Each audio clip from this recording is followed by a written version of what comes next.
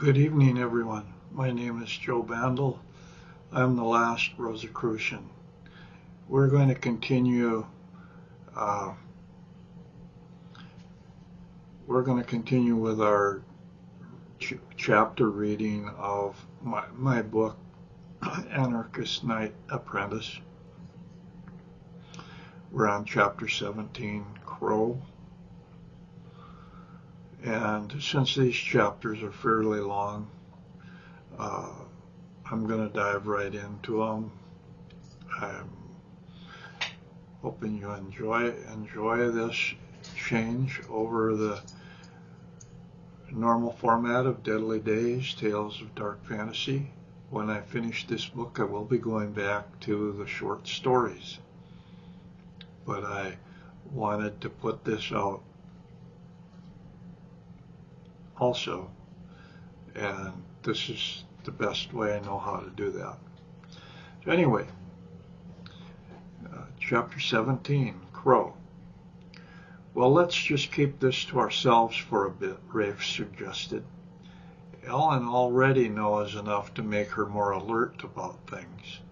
Let's see if she finds anything out first before we tell her any more. She could get into trouble over this, and we don't want that to happen. Tobal agreed, and they turned the conversation to other topics. I heard you got lucky with your third chevron. Rafe snorted and began telling the story. They talked long into the night. Tobal never did get a chance to talk with Ellen, and she wasn't around the gathering spot the next morning when he tried looking for her. No meditation without Ellen. The quiet hit hard. Her absence gnawing at him as he geared up for sanctuary. He looked around for the girls, but they had left already. Judging from their tracks in the snow, they were about 3 hours ahead of him. He didn't really care, since he had a lot on his mind and wondered what Ellen wanted to talk to him about. Tobal made the long trek towards sanctuary. The trail up the cliff was a problem, since it was snow-covered and so narrow. He cleaned the narrow ledge before crossing it and needed to make several trips because he couldn't pull a small sled over it either. At the top of the cliff, the terrain looked much different than it had 2 months before when he had last made the trip. It was also much more dangerous. Brown shrubs with falling leaves and dried grass showed in open areas, and there was drifted snow in others. The wind had a bite to it, and he was glad for the warm fur parka, trousers, and snow boots. Even though they were bulky and cumbersome, they were warm. As long as he didn't work up a sweat, he would be fine, and the open spaces free of snow made the going much easier than if he had to use snowshoes.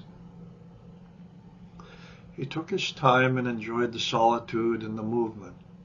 It took 4 days to reach sanctuary, but he was in high spirits when he got there. He had let the girls go on ahead of him and wasn't really expecting anyone to be at sanctuary itself. He was prepared for a long wait. Snow was falling and the sun had already set, although it was still light enough to see. Stepping through the door, he stomped his boots and kicked them against the wall to knock the snow off. He proceeded taking off his furs because it was warm inside and the heat was uncomfortable. Then he waited for his eyes to adjust to the dim light. After his eyes adjusted, he saw a small dark figure huddled on one of the cots in the other room. Moving into the dimly lit room, he saw someone that reminded him of Rafe, clutching a dark fur blanket or robe around small shoulders and watching with big dark eyes. This boy's hair was raven black and he looked Native American. He also looked small, scrawny, and too young to be here. I'm Tobal, he said, extending his hand in welcome. What's your name? Crow, the boy replied. I've been waiting here for 3 days and was beginning to think no one was going to come. The others already left. You have come for me, haven't you? He stammered hopefully, sitting up straight on the cot. Tobal didn't know what to do. This kid was going to be a real pain, and it was going to be during the worst part of the winter. He didn't like the thought at all. "How old are you, anyway?" he asked rather brusquely. 14, the boy said. "My grandfather is a shaman, and had a vision that I needed to come here." Tobal silently cursed the old shaman and his visions. "Where's your stuff?" he asked at last. "Stuff? What stuff?" the boy replied in puzzlement. "Your pack, sleeping bag, and med kit." "What do you mean?" "Haven't you processed yet?" Tobal was getting more and more irritated with this kid. "My grandfather said I was to wait for you and that you would teach me what I needed to know," Crow said hopefully. Tobal groaned inwardly and winced at the thought of a 2-day delay waiting for the kid to process. "Okay, Crow," he said, "listen to me. The first thing is go through that doorway over there and get some tests taken. It will be a medical checkup, and you will be given some things to wear and use. That will take about 2 days, and I can't help you. You've got to do it yourself, okay? I will be out here waiting." "Okay," Crow said meekly and headed for the door, wearing the dark fur like a robe that reached to the ground. Crow turned and came back to Tobal. He reached inside the robe and pulled out a rumpled letter and handed it to him. "This is for you," he said, and then disappeared through the doorway into the med center. Tobal unfolded the mangled envelope and stared at the writing on the front as a chill swept up his spine and he shivered violently.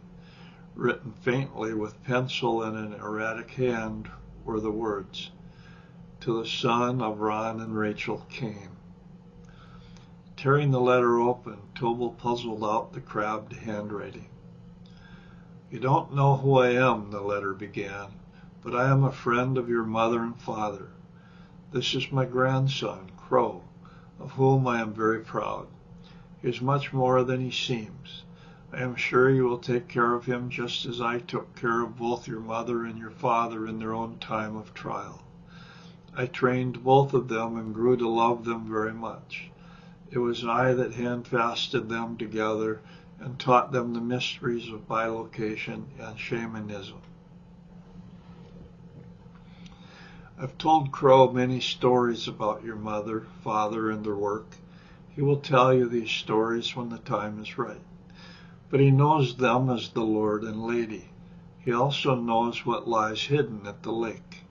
He doesn't know directly, but will recognize it when he is there. I hope this will help you your search for the truth.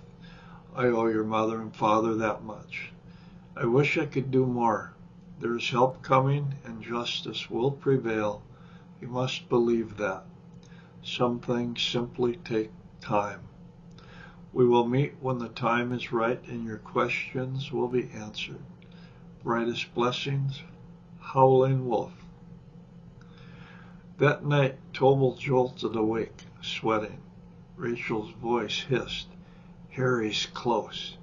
The medallion pulsed hot, leaving him gripping it, heart pounding. Tobal was stunned. He sat on a cot and reread the letter in the dim light. He wanted to tear open the door and find Crow. Only the certain knowledge that the processing area would not allow such a thing prevented him from such hasty action. He was forced to think things through, and the more times he read the letter, the more cryptic it seemed to him. He realized Crow couldn't answer any direct questions about his parents, but only relate stories about the Lord and Lady, whoever they were. Also, while Crow knew something about the lake, the letter said he would recognize it when he saw it and not be able to talk about it directly. For the first time, Tobal wished he had the freedom to meet Howling Wolf in person and learn the truth about his parents. That was not possible right now, and he was committed to his current course. Tobal thought back on his meeting with Crow. He had introduced himself as Tobal and not Tobal Kane. How had Crow known to give him a letter addressed simply to the son of Ron and Rachel Kane? Had Howling Wolf somehow known he would be here and be the one Crow would find? Or had the girls told Crow who he was and that he would be coming soon? Such questions made him uncomfortable, and it was a long time before he was able to sink into a troubled sleep.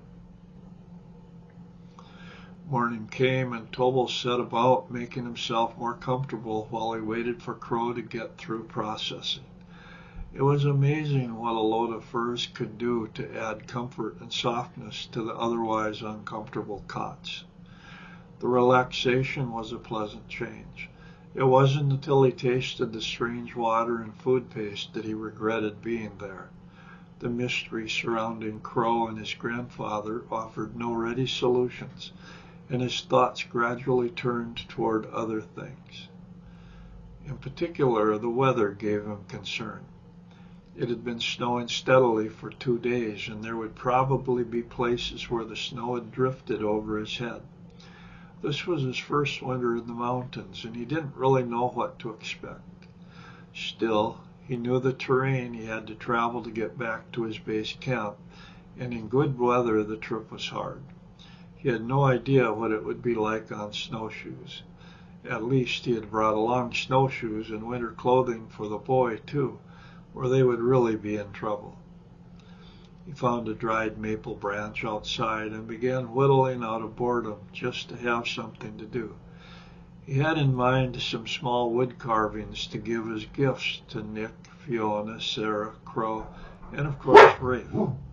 With that in mind, he rough cut the branch into 5 pieces to be worked as time permitted. He envisioned small figurines like charms to be worn on a thong or cord around the neck. He had gotten the idea from some of the carvings he had seen during the last circle. He wanted to give Rafe a fox, since it seemed so appropriate. Rafe was cunning like a fox. He worked the rest of the day on the tiny figure, and it gradually came to life in his hands. The carving was simple and recognizable as a fox, although it lacked a lot of detail. The real work would be gradually smoothing out the rich maple and polishing it to a fine finish. He was in the smoothing stages when Crow finally came out of the processing unit with his equipment and clothing. Crow hadn't really wanted to come here, but his grandfather had insisted. "Why?" Tobal asked with curiosity. "He wants me to become a citizen of Heliopolis," Crow said. "It is also time for me to solo. In my village we can solo at 14. It is when we are considered adults." "Wait a minute. I'm getting confused. Are you telling me you are already able to solo?" "My grandfather says I am." "Why don't you solo in your own village?" "To become a citizen, I need to solo here and have training with you." "But you said you were already trained," Tobal said in a perplexed tone. "There are some things only the son of Ron and Rachel Kane can teach me. That is what my grandfather told me. He said, 'You are my next teacher,' which is why I am here. Perhaps things like the map reading," he suggested helpfully. Tobal was getting baffled and somewhat alarmed at the repeated mention of his parents. He had no clue what he was supposed to be teaching Crow if he already knew enough to solo. "Where's your pack and equipment, then, if you are ready to solo?" he asked. "You didn't have any gear when I saw you at Sanctuary." "In my village we are only allowed clothing we have made ourselves, a water flask and a knife," Crow said. "When I went through processing, the machine took all of my things." Tobal thought back to what Crow had been wearing. He remembered seeing him sitting on a cot with a fur robe wrapped around him in the dark room.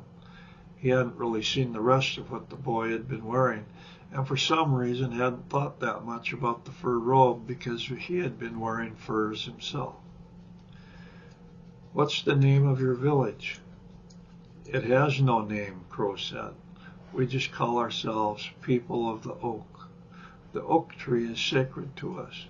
There are many oak trees near our village. Where is your village located? It lies 10 days' march toward the setting sun, Crow pointed to the west. It took me longer to get here because of the weather. I've heard of such a village, Tobal said slowly. It is said there are many children and many elders. It also said many of the elders once came to our gathering spot and shared circle with us. That's not true, Crow stomped his foot in anger. Our elders worshipped at the lake with the Lord and Lady of the Oak. We did not share circle with the evil ones, ever. I do not want to join your clan and learn its evil ways, but my grandfather says I must. He said the time is right and you will need help in fighting evil. He also says you need to hear the stories of the Lord and Lady and need to know they speak with me. They speak with you? Tobal said, stunned. Yes, at circle, and in my visions they come and guide me. I ask them for help and they protect me. The Lord and Lady come to me at circle too, he told Crow. We ask their blessings. I see them within the circle and at times above the fire, but they don't talk to me. Grandfather says the Lord and Lady were once people just like we are, Crow babbled excitedly. He says he knew them once. He knew them when they lived at the lake. He even says he hand-fasted them together. Grandfather is a powerful shaman and a good friend of the Lord and Lady. His parents were good friends of them too. Crow fought back some tears. My mother and father went with the Lord and Lady and never came back. The Lord and Lady came back, but my parents never did. Grandfather said you would tell me why. He looked at Tobal expectantly. It was too much. It was just too much. Visions of the Lord and Lady at circle swept through his mind. They couldn't be his parents. They were the god and goddess. They were there before he was. He thought of the mass grave down at the lake and the cairn of stones piled high around a large dead oak tree. He thought of Crow's parents and Howling Wolf, who had hand-fasted his parents together. His head felt like it was going to split. He pressed his fingers against his temples, rubbing furiously. I don't know yet, was all he could say. I don't know yet, but I'm going to find out somehow. His gaze met and locked with Crow's. We will find out together, he said. I'm going to need your help and learn the old stories. Together we will find out about your parents and about my parents and what happened to them. Crow rushed over and hugged him fiercely. You promise? He asked. I promise. They made their way back to Tobal's base camp by the evening of the 4th day. Tobal had expected it to take 5 days and was amazed when Crow actually found it. The kid really knew his way around the wilderness. It felt good to be in a permanent shelter that was actually warm. It seemed a luxury to heat water for a much-needed sponge bath and change of clothes. The next few days were spent just getting things around the camp into good repair and hauling in firewood for the coming week. Crow was very curious about the tools Tobal had made and spoke of things he had seen his grandfather make. Crow was a quiet boy that didn't talk much, but once you got him going, he could tell stories for hours. His parents had died while he was young, and he didn't know much about them. He had been raised by his grandfather in the mountains and taught the old ways. His grandfather was a powerful shaman and healer that others came to see when they were injured or seeking his wisdom. Tobal was a little nervous about his first travel in deep snow and wanted to get started early. The days were getting shorter, and there was only about 6 hours of travel possible during the day. They took extra rations from the food dispenser, enough to last each of them a week just in case there were problems. The nasty paste was divided into small cubes that could be added to water or eaten individually after they had been frozen.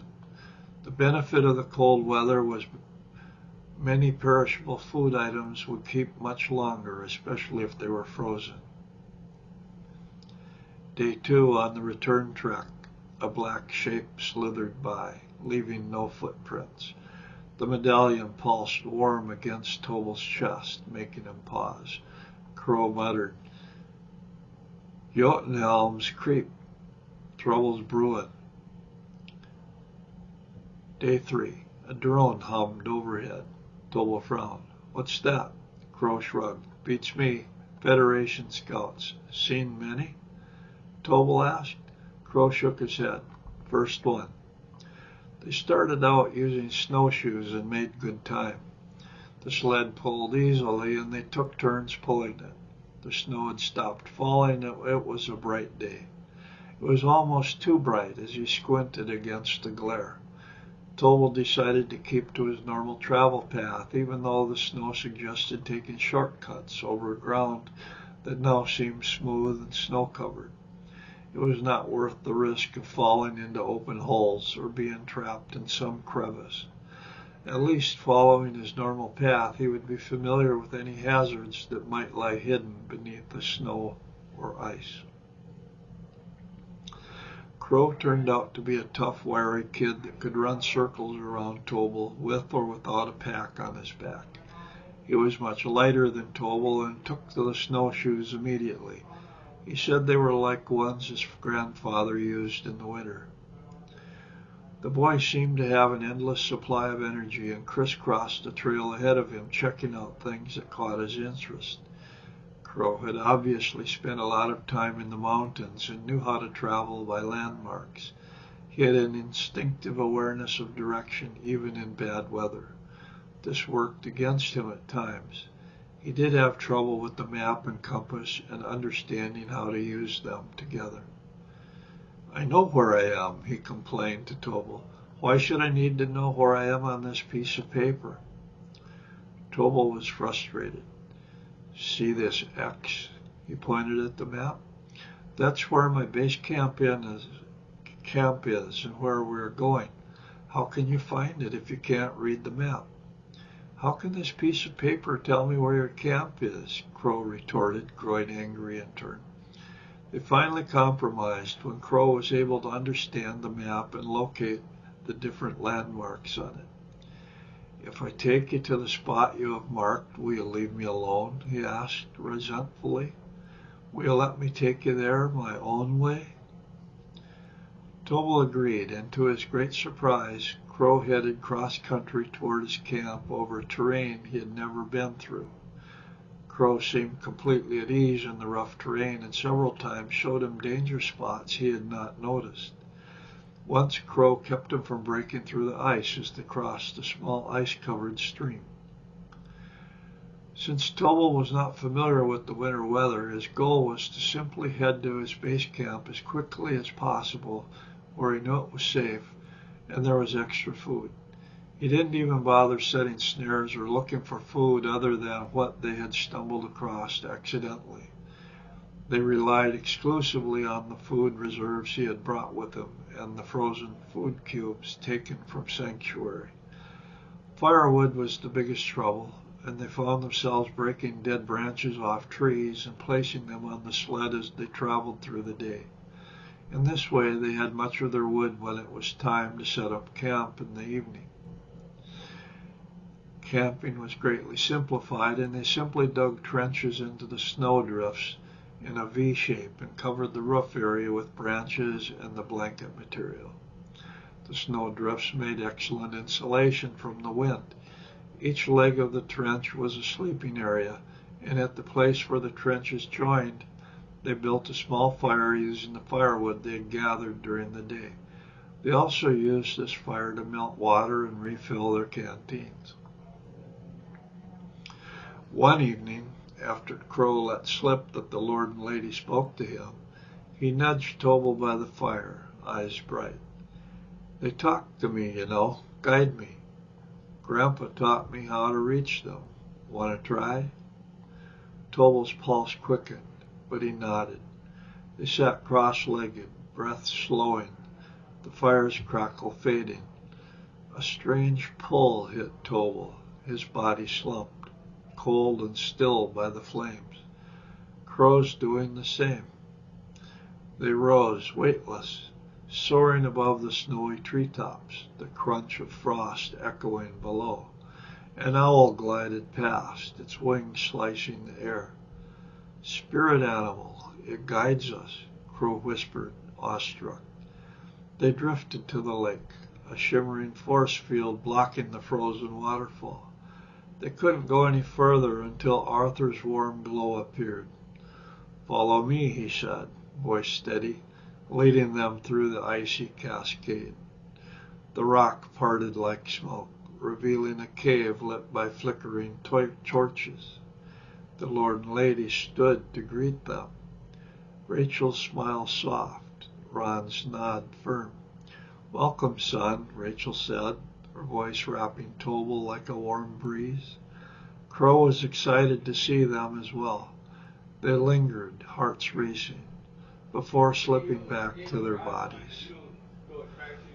A few nights later, Crow grinned.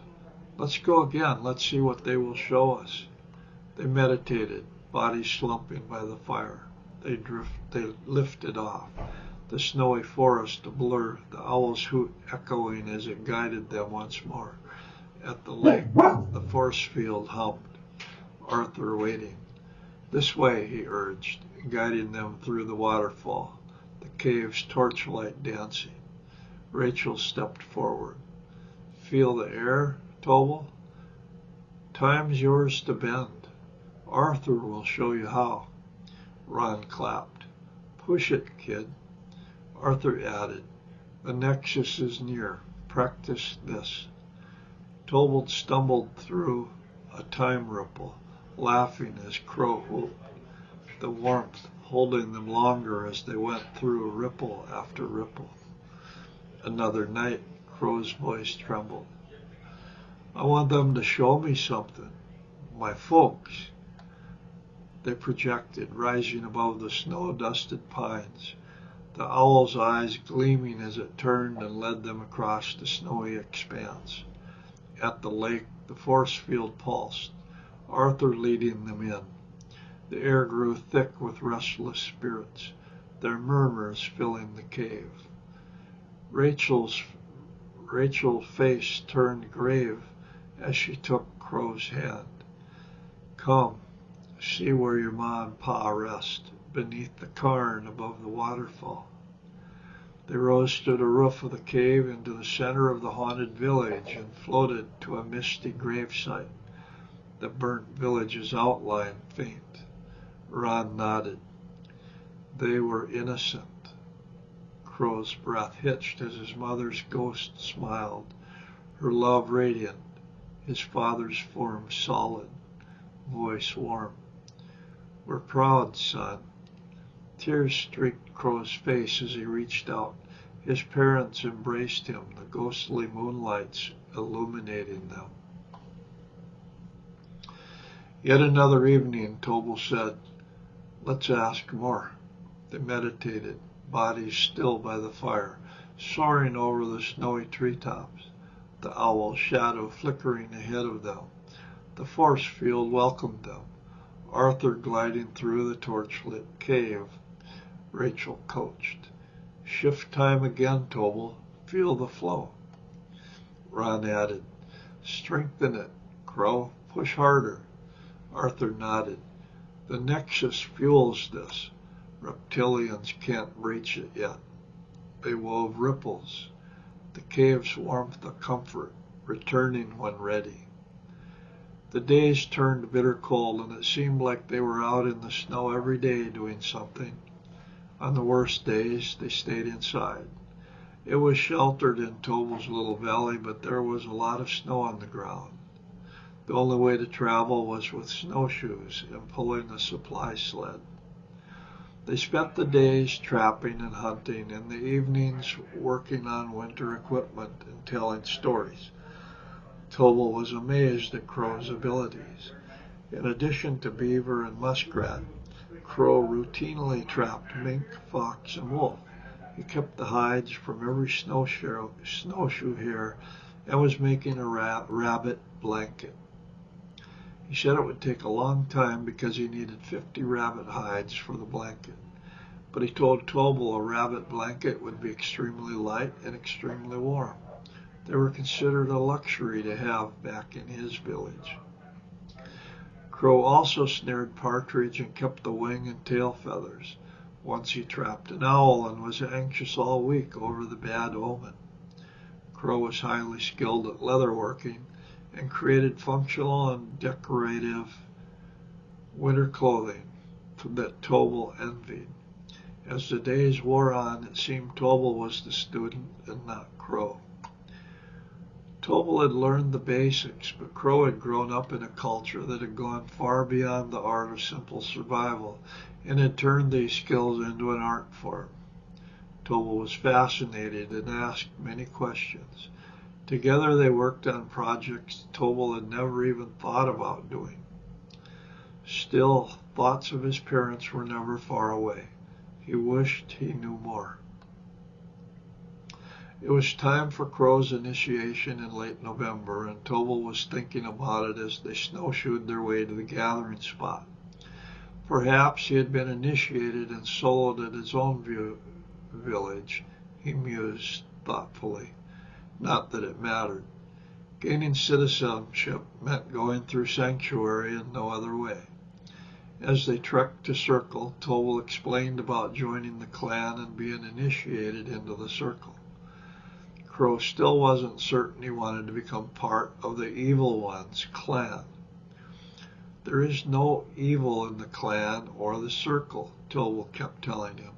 The Lord and Lady appear during the rituals and ceremonies, so it can't be bad. Everyone at the gathering place is young and could not have been part of what killed your parents. Many of them were not even born yet.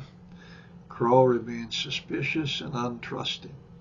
In the end, it was the mention of the Lord and Lady being present during the initiations that convinced Crow to finally go through with it and join the group. If they are not there, I will not go through with it, he said simply. Tobal shrugged. There was not much more to say on the matter. Tobal filled Crow in on what to expect during his entry into the clan itself. He didn't want a repeat of what happened with Melanie, and he didn't know the true extent of Crow's abilities yet. He only knew that Crow was better than he was in survival, and he suspected Crow knew quite a bit about taking care of himself self-defense-wise. He had a feeling that, small or not, Crow was not going to be in the journeyman degree over a year. His hard time was going to be training 6 newbies to solo, simply because it would take up so much time and be boring to him. They had to snowshoe, avoiding areas of possible snowslides and avalanches. Winter travel was certainly different than what he had become accustomed to, and it carried its own unique dangers. Again, more than once, Crow showed him dangerous areas and explained how to avoid them in the future. Tobal felt grateful, but he also felt like the student and not the teacher. It felt good to be going back to Circle, and he was looking forward to spending time with his friends. After leaving Crow with the guards, he made his way into the gathering spot looking for people that he knew and chatting with them. The first thing he headed for was the Circle of Elders to see what was happening that month. He saw Ellen there and waved at her. She smiled and waved back. He knew he would have to talk with her later that evening. During Crow's initiation, Ellen's eyes widened as Tobal and Crow's astral forms, glowing with the Lord and Lady's light, joined them and hovered above the bonfire. Later she grabbed Tobal's arm, voice low. What the heck were you doing up there? Tobal rubbed his neck. That was my ma and pa, I think. Crow piped up. They guide me too. Howling Wolf's kin. Ellen stared at Tobal. Your parents? Tobal nodded. Then she turned to Crow. And you're part of this? At Circle, Z's newbie Kevin's newbie and Wayne's newbie, and 2 others were at last allowed to solo after a grueling examination by the elders. All of their winter clothing was examined, and they needed to have snowshoes, a sled, and 2 weeks' supply of jerky that they had made themselves. For the first time, they were asked about what they planned to do during their solo month. They were told medics would be checking on them, and if they needed help, they could signal the medics. One last final warning about frostbite, and the elders were done.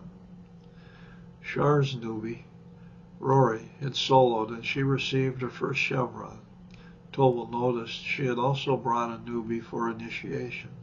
It was pretty clear they were planning on spending the winter together without Wayne. Her newbie was a pleasant-faced blonde girl that seemed a little shy around everybody and didn't talk much.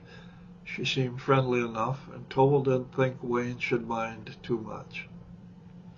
Besides Crow, Fiona's newbie, Anne, Becca's newbie, Deirdre, and Nikki's newbie, Seth, were all going to be initiated that night. They would be spending at least the next month in training. They were all being prepared for their initiations. Tobal planned on being introduced to each of them later in the evening. As they waited, Nikki got her second chevron and was now tied with Becca and Fiona. It was obvious these 3 women were more competitive than average. And that's the end of this chapter. We'll see you next week for the next chapter. Thank you, guys.